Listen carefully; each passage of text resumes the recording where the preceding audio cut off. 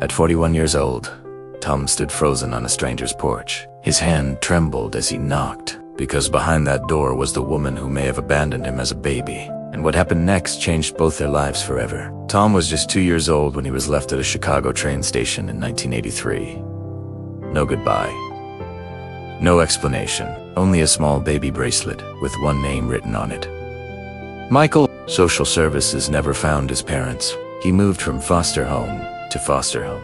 Each time he unpacked his bags, he wondered the same thing. Why didn't they want me? The feeling of being unwanted followed him like a shadow. As a child, he'd watch other kids get picked up from school by their parents, a knot tightening in his stomach. He was a good kid. He did his chores, got good grades, and tried not to cause any trouble, hoping that maybe, just maybe, this time it would be different. But the moves kept coming. New houses, new schools, new temporary families. The only constant was his small, worn-out suitcase and the heavy question that lived inside his heart. He would lie awake at night, staring at the ceiling of yet another unfamiliar room, tracing the letters of the name Michael in his mind. Who was Michael? Was that even his real name? The bracelet was his only link to a past he couldn't remember, a fragile thread connecting him to the people who brought him into the world, only to leave him behind. He imagined his mother's face, his father's voice, creating stories to fill the void. Maybe they were spies on a secret mission. Maybe they were royalty forced to hide him away. It was there every time he saw a mother hugging her son on the street. At 40, after a lifetime of carrying this weight, Tom finally made a decision. He couldn't live with the what-ifs any longer. His wife encouraged him, telling him he deserved answers, no matter what they might be. With a mix of fear and hope, he ordered a DNA test. He swabbed his cheek, sealed the vial, and sent it off, trying to keep his expectations low. He told himself it was a long shot, a message in a bottle thrown into a vast, digital ocean. He didn't expect much. One match. A woman in Ohio. Age, 68. Her name, Margaret. Tom's heart hammered against his ribs. He clicked on her profile, his hands shaking so much he could barely hold his phone steady. He saw a picture of an older woman with kind eyes and a gentle smile, and beneath her name, the system said, possible biological mother.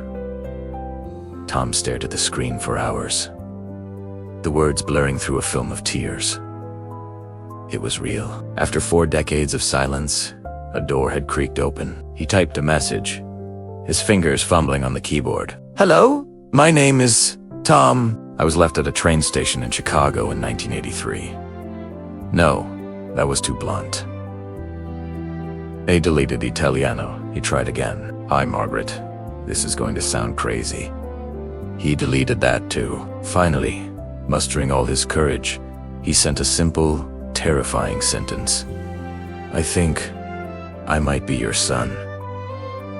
Margaret replied the next day. Tom saw the notification, and his breath caught in his throat. He was afraid to open it. What if she denied it? What if she didn't want him? Her message was short, but it held the weight of a lifetime. I've waited for this message for 41 years. They spoke on the phone that night. The moment he heard her voice, a strange sense of familiarity washed over him. Margaret cried. Through her sobs, she told Tom the truth. She was 19, a teenager alone in a big city, with no family, no money, and no home. She was terrified. She loved her baby boy more than anything, but she didn't know how to give him the life he deserved. In a moment of sheer desperation, she left him at the bustling train station, believing, praying, that someone kind would find him and give him a better chance. Not a day passed, she said, her voice thick with emotion, that I didn't regret it. Not a single day that I didn't think of you, my Michael. Michael, that was his name.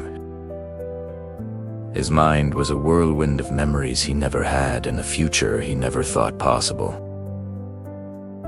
She looked at him, her eyes searching his face, and then she collapsed to her knees, sobbing uncontrollably. Through her tears, she whispered only 3 words, the words he had waited his whole life to hear. My baby boy. Only 41 years of silence breaking all at once in a flood of tears and whispered apologies. He helped her up, and they went inside. They talked until the sun came up. About the past, about the pain, about the years they lost. He learned he had two half-sisters who had always wondered about their long-lost brother. Margaret showed him a small, worn box filled with every news clipping she could find about the abandoned baby at the train station. She had never stopped looking. Tom didn't just find answers that day. He found a mother. He found sisters. He found his name. He found peace. The gaping hole in his heart, the one he had carried since he was a little boy, finally began to heal. Sometimes, life doesn't give us the family we expect, but it can give us the truth we need to heal. After 41 years, a door finally opened, and a mother and son found their way back to each other. If this story touched you, subscribe for more real-life stories like this, because some reunions are worth waiting a lifetime for.